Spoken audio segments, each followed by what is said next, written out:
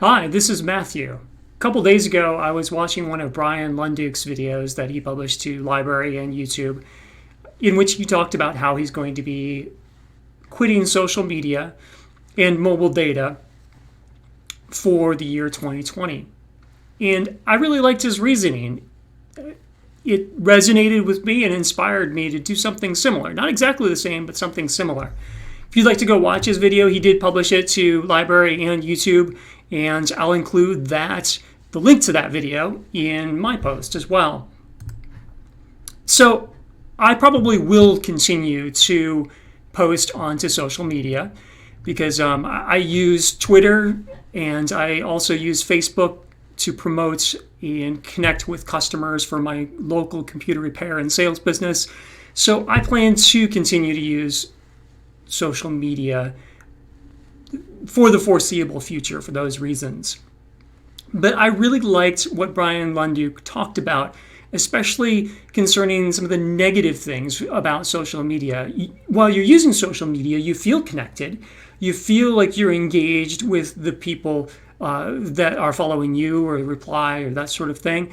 But there's a lot of negativity and with expectations of other people and other people kind of speaking into your awareness without necessarily being invited to.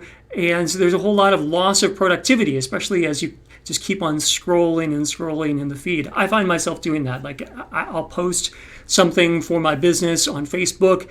And my purpose was just to get on there and post something to connect with my audience for my business. But I end up scrolling and scrolling and scrolling. And same thing with Twitter.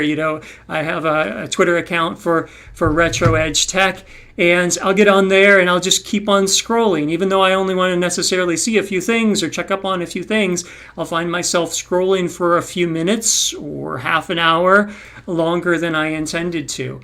So I really like what Bryan is doing, and I commend him. I think it's awesome, and I'm glad he published a video talking about his reasons for doing that. So for me, my question is, if I can publish on Twitter, why can't I publish on my own website instead?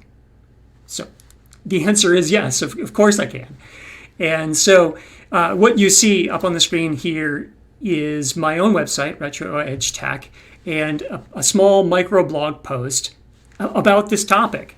And here's a link to Bryan Lunduke's video, and it's just an example, a demo. And so I'm using a static site generator called Hugo, in which I can write in a text editor and then use the command line in rsync to push that up to my website. I think that's pretty cool. So I really like this idea, and especially because it's hard for me to do large projects or big things. But social media is easy because you can just write a short thought or post a picture and it's published. The disadvantage is that platform is somebody else's, is not your own, not my own. And so by using a static site generator and making these microblog posts to my own website, my hope is that I can be a whole lot more productive and share the things that I want to share and engage with the people that I would like to engage with. Let me know what you think. This is Matthew. Bye for now.